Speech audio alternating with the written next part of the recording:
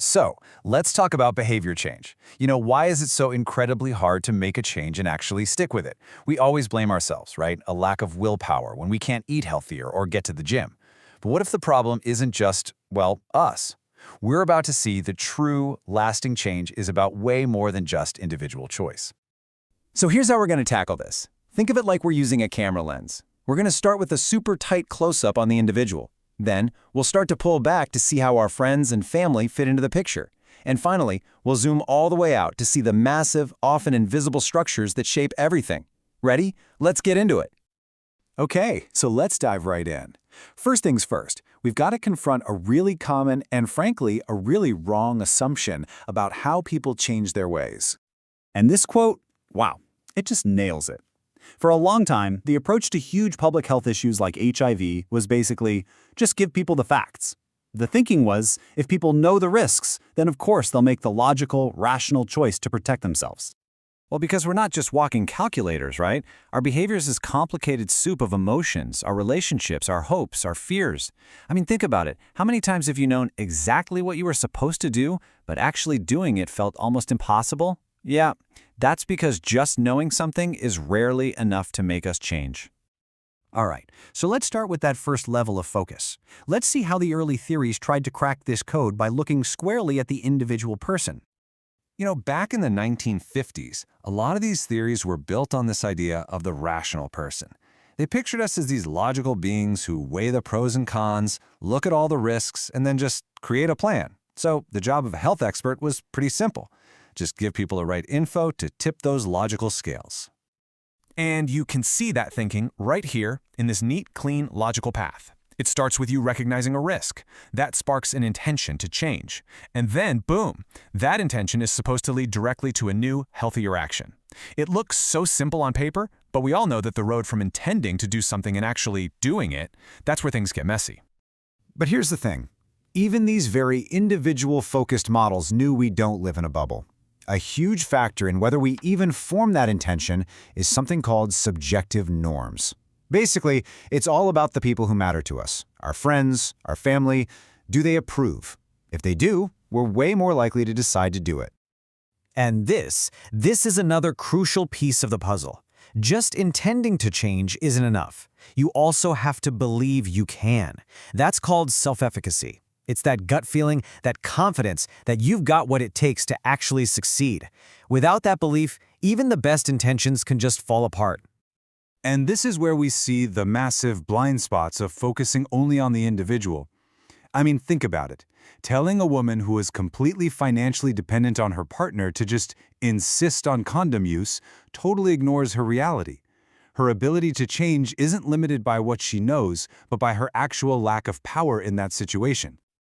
Oh, not even close. If individual choice isn't the complete answer, we've got to start looking for the bigger forces that are really pulling the strings. Okay, time to zoom out. Let's pull back that camera lens to the next level, our social world. Because let's be real, our choices don't just happen in a vacuum. They happen in our communities. So this is a huge shift. We're moving from what's inside our own heads to looking at the people all around us. Social theories basically argue that the single biggest influence on your behavior isn't your own rational mind, it's what your community is doing. We're social creatures, and we are constantly taking cues from each other. And there's this really cool theory for understanding how this works. It's called the diffusion of innovation theory, and it explains that change doesn't happen to everyone all at once. Nope, it starts small, and then it spreads through a community, kind of like a ripple in a pond, until it becomes the new normal. So here's how it plays out. First, you get an innovation, a new idea, a new behavior. Then, a few key people, trendsetters, respected leaders, they start doing it. The rest of the community sees this, and over time, more and more people get on board until, eventually, what was once a totally new idea just becomes what everyone does. A classic example of this was how safer sex practices became the norm in San Francisco's gay community back in the 80s, driven entirely by the community itself.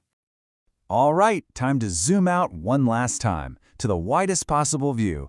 Let's look at the biggest forces of all, the ones that shape our very ability to make a choice in the first place. This is the big picture. We're looking beyond our social circles to the very systems we all live in. We're talking about things like poverty, political policies, gender inequality, access to education. Think of these like powerful currents in a river. They can either carry you effortlessly toward being healthy, or they can pull you toward risk, no matter how hard you personally try to swim. And wow, look at this. This really puts it all into perspective. Being healthy isn't just a personal choice. It's built on a foundation. Without the basics like peace, a roof over your head, an education, a steady income, the choice to be healthy becomes a total luxury. If you're worried about where you're going to sleep tonight, thinking about a long-term health habit isn't just hard, it's completely irrelevant. And this gets us to a really critical idea. Real structural change isn't about giving people more advice. It's about giving them more power. It's about giving communities the resources and the control they need to fix the very environments that are making them sick in the first place. Okay, so we've looked at the individual, the social, and the structural. Let's put it all together now and see what this whole complete picture of behavior change really looks like. This table here is a great little cheat sheet for everything we've talked about.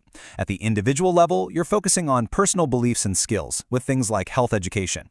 Then, at the social level, the focus shifts to peer groups and community norms, using things like peer-led programs. And finally, at the structural level, you're looking at policies and economics, with big-picture interventions like enforcing legal protections or providing microfinance. So what's the big takeaway here? Well, it's that there's no single magic bullet. For change to really, truly work, you need all these levels working together. The most effective change happens when we don't just pick one approach, but we combine them. We support the individual, we mobilize their community, and we fight to fix the larger systems that hold them back. So I'm going to leave you with this question to think about. The next time you see a problem, whether it's out in the world or maybe even in yourself, and the easy answer seems to be, well, just make a better choice, I want you to pause and ask yourself, am I seeing the full picture here? Am I looking at the individual, the community, and the system? Am I really sure I'm looking in the right place?